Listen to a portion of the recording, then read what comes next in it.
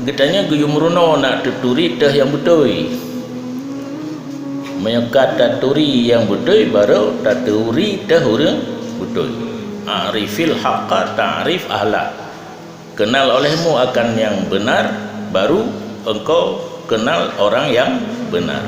Yang betul kata tu, maka taturi teh yang orang betul. La ta'rifil haqqa bi ahli.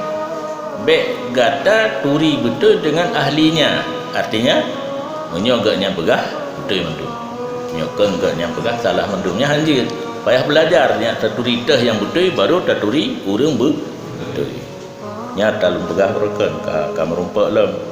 Menyahina kibang ketulis bal yang bagi ai ya'rifasya fi nafsihi ke arifil haqqa ta'rif ahlah.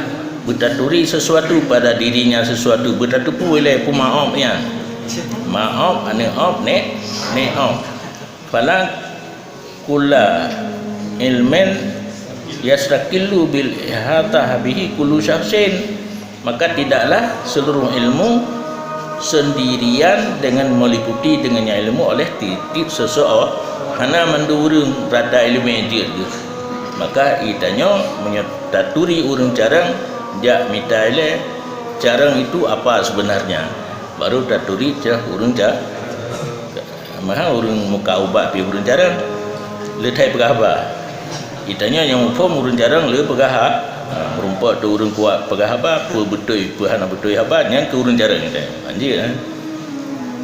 Dan karena demikian berkatalah Ali Allah nyopa yang betul kerana pupu yang salah katanya kan la ta'rifil haqqa birrijal. Hinan salah. La ta'rifil haqqa birrijal, a'rifil haqqa ta'rif ahlah. Baik kata kenal kebenaran dengan gara-gara urang. Asal urang yang begah mandum yang baik. Pakitiban kenal olehmu akan yang betul, niscaya engkau kenal ahlinya betul. Yang kata turi yang betul baru taturi urang yang betul. Wallahu